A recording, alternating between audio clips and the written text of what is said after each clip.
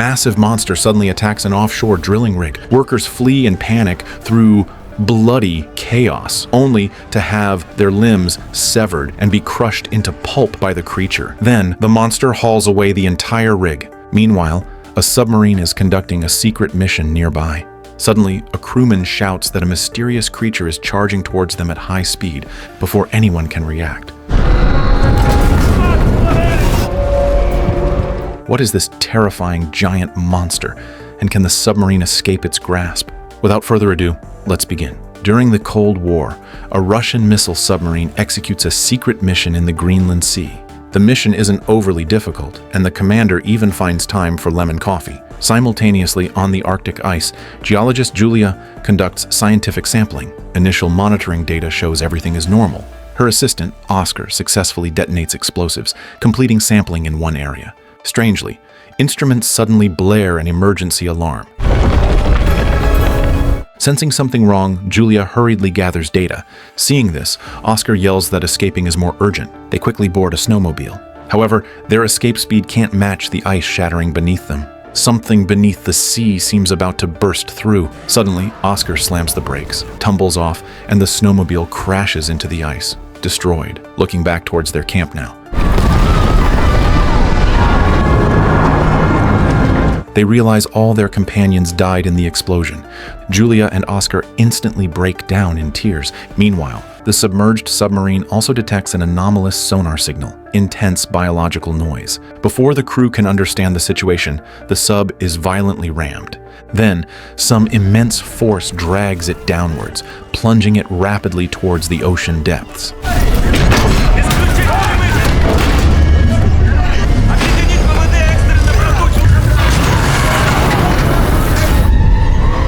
Seeing the danger, the commander hits the emergency button, successfully launching the sub's emergency buoy. Cut to military higher-up Olshansky, learning of the sub's bizarre disappearance. Crucially, it carries something extraordinary, a sonic weapon capable of disrupting marine ecosystems. They must find a way to retrieve it secretly. Failing that, it must be destroyed on sight. Under no circumstances can this formidable weapon fall into others' hands. The higher-ups immediately discuss countermeasures. They decide to send personnel to the Greenland Sea for a covert investigation and rescue. Almost instantly, they confirm the operative, Viktor, the missing commander's brother. His unique connection would ensure active participation. Furthermore, Viktor himself is the youngest commander in the Northern Fleet, making him perfectly suited. Viktor desperately wants to find his brother, Alexander, and rushes home to pack. Alexander's two young sons remain unaware of their father's disappearance, happily showing drawings they made. Seeing his young nephews, Viktor feels even more urgency. Viktor's mother, however, is deeply worried. Her husband died in the line of duty. She can't bear to lose a son too. She hands Viktor her late husband's keepsake, hoping it will keep him safe. Viktor then drives to the docks. Olshansky accompanies him, but Viktor is the vessel's commanding officer. After a brief exchange, they board the submarine. Meanwhile, Julia tries contacting rescue. She nearly falls into a bottomless crevasse during the attempt. Fortunately, fortune favored them, and they successfully got a signal. The signal came from an ice reconnaissance station. Julia excitedly shouts they need rescue. Before she can explain the situation clearly, the signal cuts out completely. Their only hope left is the flare gun in their pack. However, they have walked too long in the snow. Exhausted, Oscar collapses heavily onto the ground. The next day, under Viktor's command, the submarine reaches the designated area and begins its dive. Everything appears normal so far. Meanwhile, Julia and Oscar regain some strength and prepare to continue their search for help. They spot something strange in the snow. Looking closer, it's a submarine's emergency buoy. Reading the markings, Julia tells Oscar it's Russian equipment. Perhaps they should stay put and wait. At that moment, Viktor's sub picks up the buoy's signal and immediately heads towards it. Shortly after moving, they encounter a pod of whales. The whales unexpectedly approach the submarine.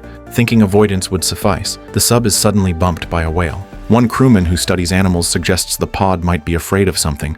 The bump could be a warning. Viktor disregards this and orders the crew to activate sonar to scare the whales away. Strangely, the whales briefly leave only to regroup around the submarine. The crew is baffled by their behavior. Suddenly, someone reports anomalies from the deep. No sooner are the words spoken than the pod vanishes. The last remaining whale, seemingly wondering where its companions went, is violently slapped aside by something unseen.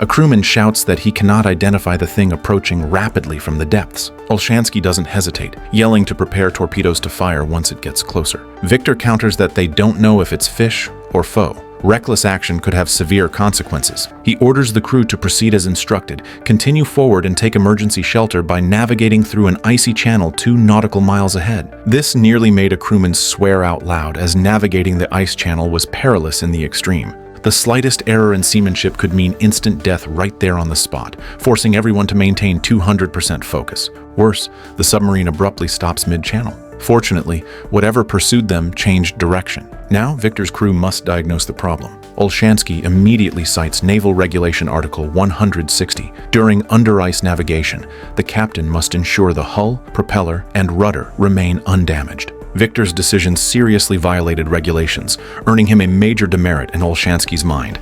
The inspection reveals the submarine's turbines have shut down, with multiple sections damaged. They must surface for repairs. Viktor orders the sub to dive deeper and search for a nearby crack or open water. Meanwhile, Julia and Oscar huddle for warmth on the ice. Suddenly, they hear strange noises beneath the ice. Opening their eyes, they see a submarine surfacing right in front of them. Viktor spots them too and urgently sends men to inquire about their situation. They searched Julia and Oscar first, confirming no dangerous weapons, then reported the situation to Viktor, stating they were 2 foreigners. Viktor immediately stepped forward to engage. Julia explained they were from the National Geological Survey Team camp, caught in an unexpected explosion, and everyone else had died except them. They found the emergency buoy on the ice, so they stayed put waiting. Viktor rushed to the buoy upon hearing this and recognized it belonged to his brother's submarine. Viktor then asked Julia if she had seen any other people, and upon receiving a negative answer, his attitude instantly turned cold. The submarine inspection showed it was essentially fine, and Viktor, confirming it was operational, immediately ordered a dive back down, as the secrets aboard couldn't be known by outsiders, and they still didn't know Julia and Oscar's true identities. Nevertheless, Viktor contacted land, arranging for someone to safely retrieve Julia and Oscar later. Just as they were about to close the submarine hatch, seeing Julia and Oscar anxiously pleading for help, Viktor ultimately softened. Rescue would take a long time and outside was freezing. They likely wouldn't survive until then. So, he finally allowed Julia and Oscar to board the submarine. He called the doctor to give Julia and Oscar a basic checkup and instructed them strictly not to move between compartments. Later, the starving Julia went to the mess area. While she was busy eating, Viktor approached and asked a few questions, learning Julia grew up in Russia before moving to Sweden, and Oscar was French. Viktor then asked Julia what they had been doing the past few days and if they noticed anything unusual during the survey. Julia said that to better study conditions under the ice, they received orders to detonate double the usual amount of explosives, but the ice cracked unnervingly, trembling violently like it was alive. Afterwards, Viktor returned to the command room. He told Olshansky that his brother's submarine likely disappeared because it was accidentally damaged by the geologists' blast and was now resting deep on the seabed. Olshansky, however, dismissed this as baseless and insisted on first reporting the incident to fleet headquarters, informing them of an unclassifiable entity in the area posing a severe threat. But due to damaged antennas, they couldn't send an emergency danger signal. They should return to base quickly to report. Viktor, desperate to find his brother's sub, ordered the crew to head towards the sea area where the geologist camp was located. Viktor was then called aside for a private meeting. Olshansky gave him another major demerit and warned him the 3rd time would be the limit. Viktor had his reasons, though. Considering the time frame Julia mentioned, the oxygen in his brother's submarine wouldn't last much longer. Even if the chance was slim, he had to find and retrieve them as soon as possible. Meanwhile, Julia heard a strange noise and asked what was happening. Oscar said it was sonar, guessing Viktor's team was searching for the missing submarine. Not long after they set off, a crewman reported biological noise reappearing. Something was rapidly closing in on them,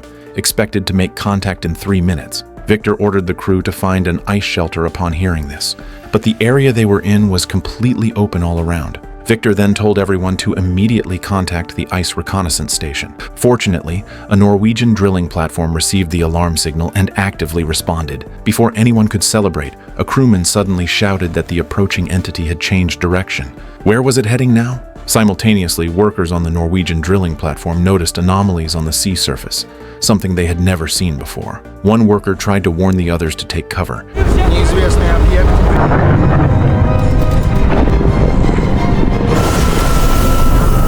The entire platform instantly descended into chaos. Workers screamed and scattered, only to be crushed into pulp by a massive tentacle. At this moment, Viktor's submarine surfaced, and the crew was instantly stunned by the sight before them. The enormous drilling platform was being crushed into a ball by a colossal creature. Still reeling from the shock, a crewman urgently shouted that they were in danger. Realizing the giant creature had now targeted them, Viktor snapped back to reality and ordered an immediate dive. But the creature still charged towards them. Seeing the situation critical, Olshansky directly relieved Viktor of his position. He informed the crew they would now follow his orders and immediately fire torpedoes. The loading process, however, seemed agonizingly slow. Finally loaded, at Olshansky's command, 2 torpedoes were successfully launched. Seeing the torpedoes hit their target, the crew was ready to pop champagne, but their excitement lasted less than 2 seconds before another crewman spotted something wrong and urgently shouted that the target was still moving. Olshansky, who was just feeling triumphant, was shocked. He ordered 2 more torpedoes prepared. Everyone was now frantically busy except the deposed Viktor, who stood helplessly to the side in silence. Just then, the 3rd and 4th torpedoes detonated. However, the massive creature was still advancing toward them, which meant the torpedoes hadn't caused it any harm. With a collision imminent, Olshansky was momentarily at a loss for what to do next. Finally, unable to stay back, Viktor told Olshansky to step aside and rushed forward to take command. The impact severely injured 1 crewman, but thanks to Viktor's timely maneuver to dodge, the others were temporarily spared. However, the damaged submarine was now plummeting downwards, and the control room was in disarray. Before anyone could react, the creature launched a second violent attack. The torpedo compartment instantly burst into raging flames. Fortunately, the compartment was sealed. The 7 crewmen inside the torpedo compartment were reported stable, and Viktor ordered immediate firefighting using extinguishers. Torpedoes were now unusable, and the submarine was nearing crush depth. Viktor asked for the creature's position, but was told it was everywhere.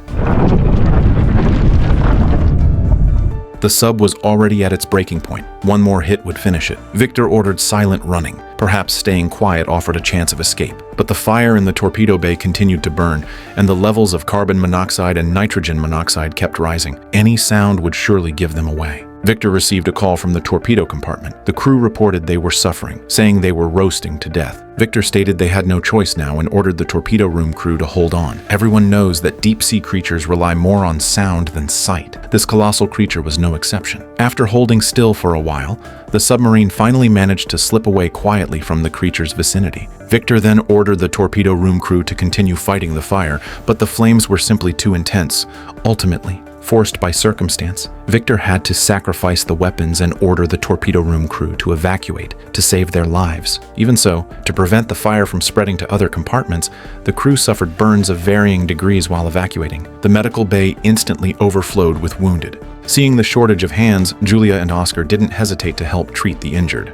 After ordering Freon injected into the torpedo room, Viktor finally extinguished the fire and went to the medical bay to check the situation. Seeing this, Julia kindly treated Viktor's wounds. Understanding they likely weren't bad people, Viktor no longer restricted Julia and Oscar's movement within the sub. Temporarily out of danger, the crew discussed what the colossal creature might be. Whatever it was, they were now defenseless without torpedoes, and the hull couldn't take much more. They should return to base immediately. Though deeply reluctant, Viktor knew he couldn't gamble with everyone's lives and ordered the submarine to head back. During the return journey, Viktor took out a letter written by his father before his death. His father was also a submarine commander, but a wrong decision endangered the entire crew. He paid with his life to save the others. One of the rescued crewmen was Olshansky. While Viktor was lost in thought, Julia came in and asked for a map, and Viktor didn't refuse. With the map, Julia analyzed the data. Based on underwater explosion data, she believed there was a biological nest chamber within the folds of the Nansen Basin. An earthquake likely occurred there, and the survey blasts woke it, causing the deaths of her 17 colleagues at the research camp. Julia then mentioned that back in university, she read an ancient book describing how sailors were once attacked at sea by a giant abyssal creature.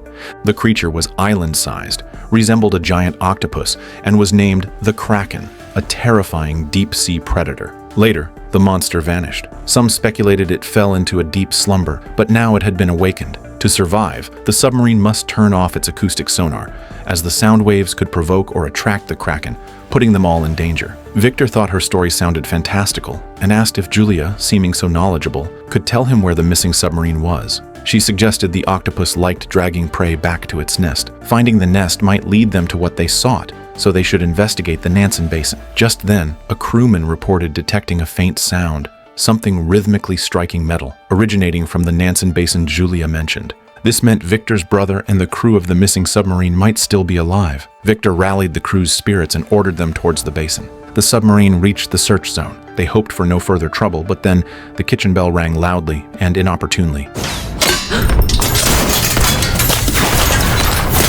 Viktor immediately ordered an ascent to 850 meters.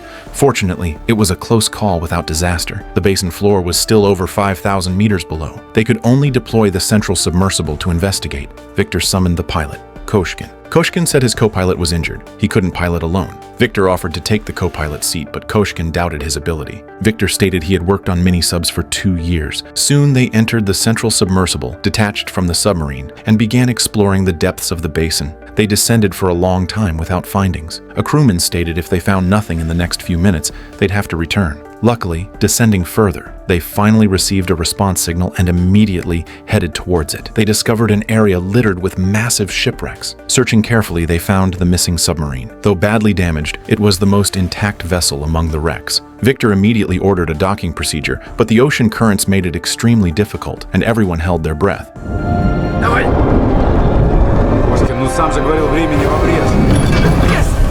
After successfully docking, they breathed a sigh of relief. But the mission was just beginning. Viktor put on a diving suit to go inside and investigate, and when a sound was heard, a crew member opened the hatch. Seeing living people before him, Viktor's eyes filled with tears as he revealed his identity, and his brother responded to his voice. Seeing everyone alive, they all celebrated excitedly. It was nothing short of a miracle. Next, personnel who could operate the submersible from the missing submarine boarded to assist, then several others were selected. But Viktor insisted on staying with his brother, since he still had a mission to complete, while the others remained in the compartments waiting for rescue. With preparations complete, the submersible successfully detached. The rescued crew installed a beacon on the wrecked submarine. Like a lighthouse, it would help the submersible find its position quickly next time. But the sound it emitted was too loud, and worried about attracting the creature, one of the crew demanded it be shut off. The submersible's next task was to ferry everyone back to the main submarine in batches. The first evacuation went smoothly, but preparing for the second run, they found a rescued crewman too severely injured to move. Without a co-pilot, another rescue dive was impossible. As everyone panicked, Julia thought of Oscar and begged him to help bring them back. Oscar readily agreed, stating he had served on submarines for 4 years, knew the equipment well,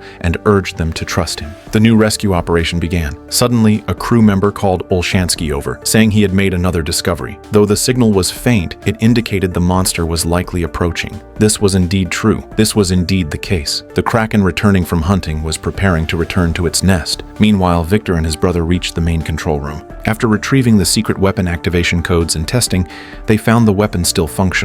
Back on the submarine, Olshansky and the others realized the Kraken was getting closer and gathered around the monitor. At this moment, Julia joined them. She exclaimed this thing truly was the Kraken recorded in ancient texts. Their only hope was to stay perfectly still. Any movement would provoke an attack. Staying still wasn't an option, however. The Kraken was gliding along the seabed, heading directly towards them. Olshansky urgently commanded the crew to silently steer the submarine to the lower platform. They thought they had escaped, but the Kraken, dragging its massive limbs, dislodged rocks that fell and hit the submarine, making noise. Everyone in the submarine froze, holding their breath, staring intently, silently, praying. Time passed with no incident, but as always, the real danger comes when you least expect it. The sub's position exceeded its critical depth. The hull could no longer withstand the pressure. Simultaneously, the submersible, searching for the wreck, accidentally activated the beacon while attempting to dock. The sudden blaring sound instantly caught the Kraken's attention. Even though there was a delicious meal nearby, it still turned around and swam toward its nest. This gave Olshansky's sub a crucial reprieve. They immediately ascended and launched an emergency buoy calling for rescue. But Viktor and the others were now in grave peril, as the Kraken was charging straight back towards them. Viktor managed to open the compartment holding the secret weapon by restarting the system. However, the weapon's location was incredibly well hidden, requiring passage through a long pipe just to reach it. Viktor crawled for a while before reaching the destination, ready to activate the weapon and destroy the Kraken. But things wouldn't go smoothly, as the weapon needed more time to charge. At that very moment, the Kraken detected its enemies and prepared to strike. Sensing the danger, everyone quickly took refuge inside the submarine. Yet, the beacon above continued its loud pinging, precisely pinpointing their location for the Kraken, which wrapped its tentacles around the sub.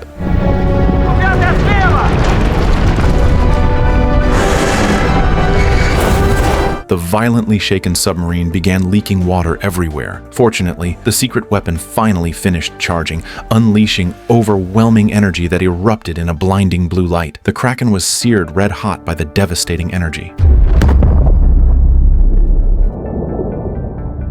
The massive explosion's shockwave rocketed skyward, reaching even into outer space. Minutes later, an eerie silence fell over the area. Believing the threat was neutralized, Viktor prepared to destroy the secret weapon, knowing its immense power absolutely could not fall into others' hands. With the self-destruct sequence initiated, they had only 5 minutes to escape. Panicked, Viktor rushed out to find Alexander. The brothers gathered the remaining survivors for a desperate flight, but 5 minutes was terrifyingly short. Racing to the submersible at top speed, they found it wouldn't detach. Disaster striking at the crucial moment, Viktor yelled to use crowbars. Against the odds, they succeeded at the very last second.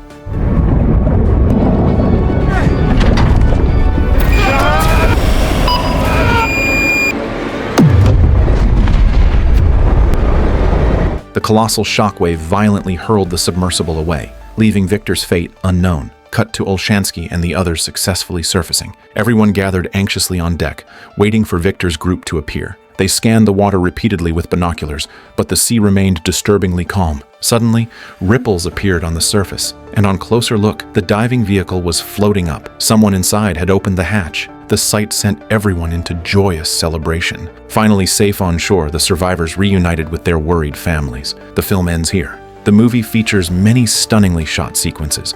The scene where the submarine first collides with the sea monster is simply masterful. The director executed an incredible 4-minute single take, seamlessly moving from inside the sub to the exterior and back, without a single cut. This filming technique was brutally demanding.